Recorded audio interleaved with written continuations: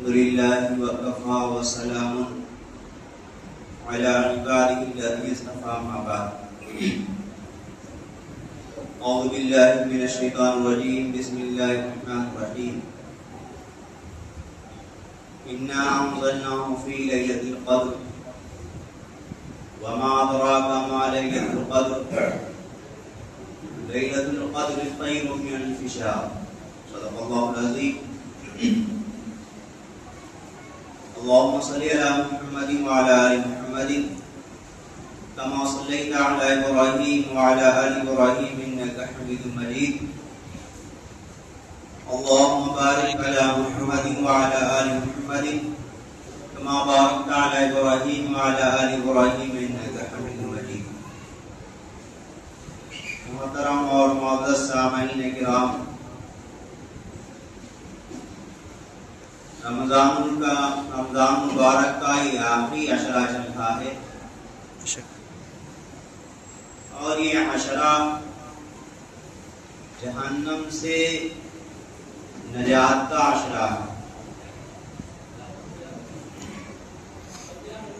اور اس مہینے کے اندر اور اس آخری عشرے کے اندر جو طاق راتیں ہیں، یہ ان طاق راتوں میں ایک رات شب قدر ہوتی ہے. اور یہ شب قدر کی رات 1000 مہینوں کی عبادت کا اجر جو ہے اس رات کی عبادت میں ملتا ہے. علماء کرام نے لکھا ہے کہ شعبان کی جو 15ویں رات ہوتی ہے، اس رات سے لے کر شب قدر تک اللہ تبارک و تعالی لوگوں کے مستقبل کے آنے والے زندگی کے حالات لکھتے ہیں اور جو اس پر گزرنے والی ہے، کتنی روزی دی جائے گی، کیا تکلیفیں ہوں گی، کیا پریشانیاں ہوں گی، کیا سہولتیں ہوں گی، وہ ساری کی ساری شعبان کی رات سے لکھنی شروع ہوتی ہیں. اور لیلۃ القدر یعنی جو اس عشرے کی طاق راتوں میں ہوتی ہے، اس رات میں فرشتوں کو احکام سونپ دیے جاتے ہیں. پانی والے فرشتے کو کتنی بارش سال کے اندر ہوتی ہے، وہ شب لیلۃ القدر میں سونپ دی جاتی ہے.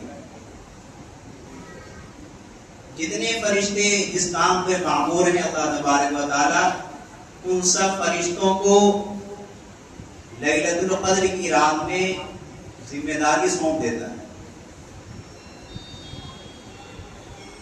اور یہ عشرہ، یہ 10 دن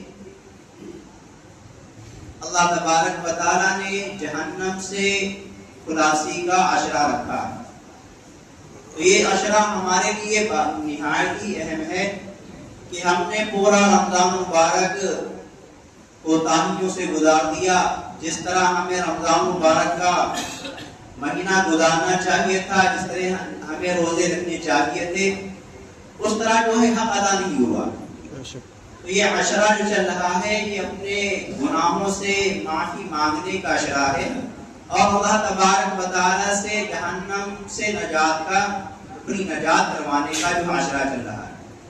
اس عشرے کے اندر چاہیے کہ ہم خوب عبادت کر کے اپنے رب کو منا لیں اور اپنے رب کو منا کر جو ہے جہنم سے خلاصی پا لیں، جہنم سے خلاصی پا لیں. اور یہ اس رات میں یعنی لیلۃ القدر میں کیا ہوتا ہے کہ اللہ تبارک و تعالی نے اس رات کے اندر قرآن کریم کو نازل فرمایا. اور اس رات کے اندر فرشتے حضرت جبرائیل علیہ السلام کی سرپرستی میں، یعنی حضرت جبرائیل علیہ السلام تمام فرشتوں کے سردار بن کر دنیا کے اندر اترتے ہیں اور جتنے بھی لوگ عبادت کرتے ہیں ان سب سے مصافحہ کرتے ہیں، ان سب سے مصافحہ کرتے ہیں، سلام کرتے ہیں. اور اس کی پہچان یہ ہوتی ہے کہ جس شخص کا عبادت میں زیادہ جی لگتا ہے، اچھا لگتا ہے، مزہ آتا ہے عبادت کرنے میں، تو اس کی علامت یہی ہے کہ جبرائیل امین اور تمام فرشتوں نے، جو فرشتے اس کے پاس آتے ہیں، اسے مصافحہ کیا ہے اسے. یہ علامت ہوتی ہے. بے شک. تو آج 23 رمضان ہے، جو گزشتہ رات گزری وہ بھی تاک راتوں میں سے ایک رات. پھر ہمارے لیے یہ 25ویں رات بچی ہے، 27ویں رات بچی ہے اور 29ویں رات بچی ہے. یہ 3 راتیں بچی ہیں. تو ان راتوں کو جو ہے ہم گزار لیں، اور ہو سکتا ہے کہ اللہ تبارک و تعالی ہمیں شب قدر عطا فرما دے. اگر ہمیں شب قدر مل گئی تو سمجھو 86 سال کی عبادت کا ثواب مل گیا. 1000 مہینوں کے 86 سال کرتے ہیں، تو 86 سال کی عبادت کا جو ہے ہمیں مانو ثواب مل گیا. اور کسی کے نصیب میں 86 سال ہوتے ہیں، کسی کے نصیب میں 86 سال نہیں ہوتے. کوئی 10 سال کی عمر میں چلا گیا، کوئی 20 سال کی عمر میں چلا گیا، کوئی 50 تک پہنچا چلا گیا، کوئی 70 تک پہنچا چلا گیا. تو یہ ہماری زندگی ہے، اس زندگی کا کوئی بھروسہ نہیں ہے. اللہ تبارک و تعالیٰ نے یہ زندگی عطا کی ہے، اس زندگی کو ہم غنیمت جانیں. اور اس عشرے کے اندر اللہ تبارک و تعالیٰ نے ہمیں پہنچایا ہے، تو اس عشرے کو بھی غنیمت جانیں. اس عشرے کی راتوں کو جا کر ہم اپنے گناہوں کی معافی تلافی کریں اور لیلۃ القدر کو تلاش کریں. نبی کریم صلی اللہ علیہ وسلم ایک مرتبہ پورے رمضان المبارک کا اعتکاف فرمایا. پہلے عشرے میں اعتکاف فرمایا. جب 10 دن مکمل ہو گئے تو نبی کریم صلی اللہ علیہ وسلم کے ساتھ جتنے صحابہ کرام رضوان اللہ علیہم اجمعین مسجد میں اعتکاف فرماتے ان لوگوں سے کہا کہ جن لوگوں نے میرے ساتھ اعتکاف کیا ہے وہ رک جائیں، کیونکہ اس مہینے کے اندر ہمیں لیلۃ القدر کو نہیں بتلایا گیا. تو نبی کریم صلی اللہ علیہ وسلم نے پھر دوسرے عشرے میں اعتکاف فرمایا. دوسرے عشرے میں اعتکاف فرمایا. پھر جب عشرہ مکمل ہو گیا، تیسرا عشرہ چالو ہوا، تو نبی کریم صلی اللہ علیہ وسلم نے فرمایا کہ جن لوگوں نے ہمارے ساتھ اعتکاف کیا ہے وہ اگلے عشرے میں بھی اعتکاف کرے، اس لیے کہ شب لیلۃ القدر کو اس عشرے میں بھی نہیں بدلایا گیا. تو نبی کریم صلی اللہ علیہ وسلم نے پھر جو ہے تیسرے عشرے کا بھی اعتکاف فرمایا. یہ نبی کریم صلی اللہ علیہ وسلم نے پہلی مرتبہ پورے مہینے کا جو اعتکاف فرمایا. پھر نبی کریم صلی اللہ علیہ وسلم آخری عشرے کا ہمیشہ اعتکاف فرماتے تھے، اس وجہ سے تاکہ لیلۃ القدر مل جائے. ایک مرتبہ نبی کریم صلی اللہ علیہ وسلم صحابہ کرام رضوان اللہ علیہم اجمعین کو لیلۃ القدر بتلانے کے لیے نکلے. اللہ تبارک و تعالیٰ نے لیلۃ القدر کو بتلایا کہ فلاں دن میں فلاں رات میں لیلۃ القدر ہے. لیکن 2 لوگ آپس میں جھگڑ رہے تھے. نبی کریم صلی اللہ علیہ وسلم کے ذہن میں آیا کہ دونوں کے درمیان صلح کروا دی جائے. اسی جو ہے حالت میں نبی کریم صلی اللہ علیہ وسلم کے ذہن سے شب قدر کو نکال دیا. یعنی شب قدر کی تعین جو اللہ تبارک و تعالیٰ نے بیان فرمائی تھی، نبی کریم صلی اللہ علیہ وسلم کو بتلائی تھی، آپ نے 2 لوگوں کے درمیان صلح کروانے کی وجہ سے نکلے تو آپ کو اللہ تبارک و تعالیٰ نے شب قدر کو بھلا دیا. اس میں بھی مسئلہ ہے، اس میں بھی ایک مسئلہ ہے. اس وجہ سے اللہ تبارک و تعالیٰ نے جو ہے کسی مسئلے کی وجہ سے اللہ تبارک و تعالیٰ نے شب قدر کو جو بھلا دیا. اگر معلوم ہوتی تو کتنے بندے ایسے ہوتے کہ اس رات کے اندر گناہ کرتے، تھوڑی بھی لاپرواہی نہیں کر پڑتی جاتی تو اللہ تبارک و تعالیٰ پتہ نہیں کیا کیا عذاب جو ہے دنیا کے اندر مسلط فرما دیتا. تو اللہ تبارک و تعالیٰ نے شب قدر کی تعین کو اٹھا لیا اور نبی کریم صلی اللہ علیہ وسلم نے فرمایا کہ شب قدر کو ان تمام راتوں کے اندر تلاش کریں. تو ہمیں جو ہے شب قدر کو تمام راتوں کے اندر تلاش کرنا چاہیے. دوسری بات یہ جمعۃ الوداع. جمعۃ الوداع کی حقیقت کیا ہے؟ ہم بڑے زور و شور کے ساتھ جمعۃ الوداع کو مناتے ہیں. اس کی حقیقت کیا ہے؟ نبی کریم صلی اللہ علیہ وسلم کے زمانے میں جمعۃ الوداع کا کوئی رواج نہیں تھا. نبی کریم صلی اللہ علیہ وسلم صرف آخری عشرے میں اعتکاف فرمایا کرتے. اعتکاف کی فضیلتیں بہت زیادہ. اللہ تبارک و تعالیٰ معتکف کے گناہوں کو معاف کر دیتا ہے. جو اعتکاف کرنے والا ہوتا ہے، جو مسجد میں بیٹھتا ہے، ہمیں اور آپ کو اعتکاف کی کوئی پرواہ نہیں، صرف جمعۃ الوداع کی پرواہ ہے. ہم سوچتے ہیں کہ جمعۃ الوداع مل گیا سمجھو ہماری مغفرت ہو گئی. تو جمعۃ الوداع کا شریعت کے اندر کوئی وہ نہیں. جس طرح رمضان کا پہلا جمعہ آتا ہے جو فضیلت رکھتا ہے، رمضان مبارک کا آخری جمعہ بھی وہی فضیلت رکھتا ہے۔ اس کے اندر کوئی خاص بات نہیں ہے کہ خاص خطبہ پڑھا جائے تبھی جا کر کے جمعۃ الوداع ہوگا، تو ایسا کچھ نہیں۔ جمعۃ الوداع میں کوئی خاص خطبہ بھی نہیں ہے اور کوئی خاص عبادت بھی نہیں۔ اور علماء نے لکھا ہے کہ جو جمعۃ الوداع کا جو خاص خطبہ پڑھا جاتا ہے، الوداع الوداع یا شہر رمضان، یہ بدعت ہے، یہ بدعت ہے، تو لہذا اس سے بچنا چاہیے۔ اور جو چیز اللہ تبارک و تعالیٰ کے نبی صلی اللہ علیہ وسلم کر کے گئے ہیں ان چیز کے اوپر ہمیں عمل کرنا چاہیے۔ اللہ کے نبی صلی اللہ علیہ وسلم نے اور صحابہ کرام رضوان اللہ علیہم اجمعین نے آخری عشرے کے اندر اعتکاف کیا ہے، تو ہمیں چاہیے کہ آخری عشرے کے اندر ہم لوگ اعتکاف کریں، اعتکاف کریں۔ اعتکاف کا مقصد یہ ہوتا ہے کہ ہم تیرے در پر کے آ کر کے پڑ گئے ہیں، اب تو ہی ہمارا جو ہے گناہوں کو معاف کرنے والا ہے۔ کوئی آدمی کسی کے دروازے پر ایک دن جا کر کے پڑا رہے منع کر سکتا ہے، 2 دن جا کر کے پڑا رہے منع کر سکتا ہے، 3 دن جا کر کے پڑا رہے منع کر سکتا ہے، لیکن کبھی نہ کبھی اسے شرم آ سکتی ہے اور وہ اسے دے دے گا، جو مانگ رہا ہے اسے عطا کر دے گا۔ یہی ہے کہ اللہ تبارک و تعالیٰ کے ہم دربار میں آ کر کے پڑ گئے، اب تو ہی ہماری ضرورتوں کو پورا کرنے والا ہے۔ تو اللہ تبارک و تعالیٰ کا بندہ جب اللہ کے دربار میں اپنی ساری ضرورتوں کو چھوڑ کر اللہ کے دربار میں آ کر پڑ جاتا ہے، تو اللہ تبارک و تعالیٰ کیا دینے پر قادر نہیں، ضرور دینے پر قادر ہے۔ اور اللہ تبارک و تعالیٰ کو وہی بندہ زیادہ پسندیدہ ہے جو اللہ تبارک و تعالیٰ سے مانگے، اللہ تبارک و تعالیٰ سے اپنی ضرورتوں کو مانگے، اپنی ضرورتوں کو پورا کروائے، وہی بندہ اللہ تبارک و تعالیٰ کو سب سے زیادہ پسندیدہ ہے۔ اور صدقہ فطر، صدقہ فطر ہر صاحب نصاب کو نکالنا چاہیے۔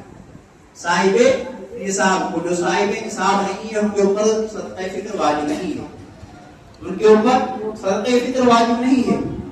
صاحب نصاب 7.5 تولہ سونا ہو یا 52.5 تولہ چاندی ہو یا ان کے برابر جو ہے قیمت موجود ہو، روپیہ پیسہ موجود ہو، اور اگر 52.5 تولہ چاندی نہیں ہے یا 7.5 تولہ سونا نہیں ہے تو سونا اور چاندی دونوں کو ملایا جائے گا اور نقد روپیوں کو ملایا جائے گا۔ اب ان کا نصاب دیکھا جائے گا کہ 52.5 تولہ چاندی کے برابر قیمت پہنچ رہی ہے نہیں پہنچ رہی۔ اگر ان کے برابر قیمت پہنچ رہی ہے تو جو ہے وہ اس کے اوپر صدقہ فطر واجب ہوتا ہے، اس کے اوپر صدقہ فطر واجب ہوتا ہے، اور اس کے لیے اپنے نابالغ بچوں کی طرف سے ادا کرنا ضروری ہے۔ اگر کوئی بالغ ہے گھر میں کمانے والا ہے تو ادا کر دے تو بہتر ہے، اور اگر ادا نہ کر دے تو اپنے بالغ کو جو ذمہ دار ہے وہ خود جانے، لیکن ادا کر دینا چاہیے، پوچھ لینا چاہیے تم نے قسط نکالا یا نہیں نکالا ہے۔ تو یہ صدقے کی ہوتا ہے۔ ہم نے رمضان مبارک کے اندر رمضان کے روزے رکھے، رمضان کے اندر ہم نے کچھ غلطیاں کر دی، ہم سے مکروہات کام ہو گئے، جو ہے بدنظری ہوئی، گناہ ہوا، گالی گلوچ ہوئی، تو مکروہات کام ہو گئے، تو اس سے کیا ہوتا ہے صدقہ رمضان مبارک کا جو روزہ ہوتا ہے وہ زمین و آسمان کے درمیان معلق ہوتا ہے، یعنی لٹکا ہوتا ہے۔ جب آدمی صدقہ نکال دیتا ہے وہ روزہ جو ہے مقبول ہو جاتا ہے، اللہ تبارک و تعالیٰ کے یہاں قبول ہو جاتا ہے۔ تو یہ صدقہ فطر نکالنے کا ایک سبب ہوتا ہے۔ دوسرا اس وجہ سے کہ تاکہ غریب آدمی کو سہارا کی جائے، اس کے گھر کے اندر جو ہے بچوں کے کپڑے بن جائیں، سوئیاں وغیرہ بن جائیں، ان کی خوشیاں اس کے گھر کی آ جائیں، اس وجہ سے صدقہ فطر ہے تاکہ ان کی دعاؤں میں آپ ہم شامل ہو سکیں۔ قیمت گیہوں کی ہم لوگ زیادہ نکالتے ہیں، ہمیں چاہیے کہ جو وسعت صاحب وسعت ہیں جو بھی نکالیں، کشمش کی نکالیں، چھوہارے کی نکالیں یا پنیر کی نکالیں۔ عام طور پہ 60 روپے میں کچھ بھی نہیں ہوتا، 60 روپے میں عام طور پہ کچھ نہیں ہوتا۔ ہم جو ہے 50-60 روپے نکال دیے، سمجھ رہے ہیں کہ صدقہ ادا ہو گیا، صدقہ توبہ ہو گیا، لیکن جس حساب سے ہماری حیثیت ہے اس حساب سے ہمیں نکالنا چاہیے۔ اللہ تبارک و تعالیٰ نے زیادہ وسعت کی ہے تو ہمیں چاہیے کہ ہم کشمش کا جو ہے صدقہ نکال دیں، ہمیں چاہیے کہ ہم چھوہارے کا صدقہ نکال دیں، کھجور کا صدقہ نکال دیں، یا پنیر وغیرہ کا صدقہ نکالتے. جتنا زیادہ ہماری وسعت دے رکھی اللہ تبارک و تعالیٰ نے اس وسعت کے حساب سے نکالیں تاکہ غریبوں کو زیادہ سے زیادہ فائدہ ہو سکے. اور اللہ تبارک و تعالیٰ کے راستے میں مال کا خرچ کرنا یہ جو بھی اللہ تبارک و تعالیٰ کرتا ہے کہ ہمیں قرض حسنہ دو. اگر ہمیں قرض حسنہ دو گے تو قیامت کے دن اس سے دگنا آپ کو دیا جائے گا. اور جب آپ کو دیا جائے گا تو آپ یہ گمان کریں گے کاش کہ ہم دنیا کے اندر اپنا سارا جو ہے مال و متاع خرچ کر دیتے اور دنیا کے اندر سارا خرچ کر کے آج جو ہے قیامت کے دن اپنی اجرت لے لیتے. آپ اپنی اجرت کمائی جو ہم نے اللہ تبارک و تعالیٰ کو قرض دیا ہے وہ آ کر کے لے لیتے. تب ہمیں جا کر کے افسوس ہوگا کاش کی جو دنیا کے اندر مال رہ گیا وہ ہمارے لیے مصیبت بنا ہے, ہمارے لیے مصیبت کو مال بنا ہے. نہ ہماری اولاد ہمارے لیے کچھ کر رہی, نہ ہمارے رشتہ دار ہمارے لیے کچھ کر رہے ہیں. جو ہمارا مال پڑا ہوا ہے وہ ایسی ضائع ہو رہا ہے. تو یہ سوائے افسوس کے مطلب کچھ نہیں رہتا ہے. تو یہ صدقہ جو ہمیں چاہیے کہ ہم اپنے وسعت کے مطابق نکالیں تاکہ غریبوں کو فائدہ ہو اور جو ہے ہمارا جو ہمارے رمضان ہمارے روزوں میں جو کوتاہیاں ہوئی ہیں, غلطیاں ہوئی ہیں, ان صدقے کے ذریعے اس پوری بھرپائی ہو سکے. دوسری بات یہ ہے کہ ہم اس رمضان مبارک کے اندر اپنے گناہوں کی جو ہے مغفرت کیسے کروائیں. ہم اور آپ بیٹھے ہیں, ایسے لوگ بیٹھے ہوں گے جو اپنے ماں باپ سے ناراض ہوں گے, پورے رمضان میں انہوں نے بات نہیں کی ہوگی, پورے رمضان اپنے ماں باپ کی حال چال نہیں لیا ہوگا. تو اللہ کے نبی صلی اللہ علیہ وسلم نے فرمایا ہلاکت ہے اس شخص کے لیے, ہلاکت ہے اس شخص کے لیے جس کے ماں باپ زندہ ہوں یا ان میں سے کوئی ایک زندہ ہو اور وہ اپنے لیے جو ہے مغفرت ان کے ذریعے نہ کروا سکے. تو اللہ کے نبی صلی اللہ علیہ وسلم نے بددعا کی کہ جو بھائی اپنے ماں باپ سے ناراض ہوں چاہیے کہ جمعے کے بعد جا کر کے ان سے خوشامد درآمد کریں اور ان سے معافی طلب کریں کہ آپ ہمارے ماں باپ بھی پتہ نہیں کس حالت میں آپ نے ہمیں پالا ہے. ہمیں دیکھنا چاہیے کہ جس طرح ہم اپنے بچوں کو پالتے ہیں, چھوٹے گودی میں ہوتے ہیں, لیٹرین کروانا, پیشاب کروانا, بخار کی حالت میں انہیں لے کے دوڑنا, پتہ نہیں کس عالم میں ہم زندگی ان کی جو ہے پرورش کرتے ہیں. تو یہ حال دیکھ لینا چاہیے, پھر ہمیں اندازہ لگانا چاہیے کہ ہمارے ماں باپ نے ہمیں اتنا پال پوس کے بڑا کیا ہے, صلاح کیا ہے, تو ہم اپنے ماں باپ کو ناراض کریں. یہ آخری اشرا ہے. ہم یہ سوچ رہے ہیں کہ ہم نے رمضان مبارک کا مہینے کے روزے رکھ لیے تو اللہ تبارک و تعالیٰ ہمارے گناہوں کو معاف فرما دے گا. لہٰذا ہمیں چاہیے کہ ہم اپنے ماں باپ سے معافی طلبی کریں اور اپنے رشتہ داروں سے بھی معافی طلبی کریں. رشتہ توڑنے کی کوشش نہ کیا کریں, کسی طرح بھی ہو سکے صلح کر لیا کریں. صلح کرنا بہت بڑا اجر دیتا ہے. اللہ کے نبی صلی اللہ علیہ وسلم نے فرمایا کہ شب قدر کے اندر اس شخص کی مغفرت نہیں ہوتی ہے جس کے ماں باپ ناراض ہوں, اور اس شخص کی مغفرت نہیں ہوتی ہے جو رشتے توڑنے والا ہوتا ہے. جو رشتے توڑنے والا ہوتا ہے اللہ تبارک و تعالیٰ اس بندے کی بھی مغفرت نہیں فرماتے ہیں شب قدر کے اندر. تو اتنی بڑی رات اس میں اللہ تبارک و تعالیٰ لوگوں کی مغفرت کرتا ہے. ہم ان بد نصیبوں میں نہ شامل ہوں کہ اللہ تبارک و تعالیٰ ہماری مغفرت فرما دے. اس وجہ سے اپنی انا کی وجہ سے, اناہی کی وجہ سے ہم اپنے ماں باپ سے نہیں بول رہے, اناہی کی وجہ سے ہم اپنے رشتہ داروں سے نہیں بول رہے. تو چاہیے کہ ہم اپنے رشتہ داروں سے معافی طلبی کر لیں, اپنے ماں باپ سے بھی معافی طلبی کر لیں کہ جو غلطی ہو گئی آئندہ ایسی غلطیاں نہیں ہوگی. اللہ تبارک و تعالیٰ کہنے سننے عطا فرمائے. آمین.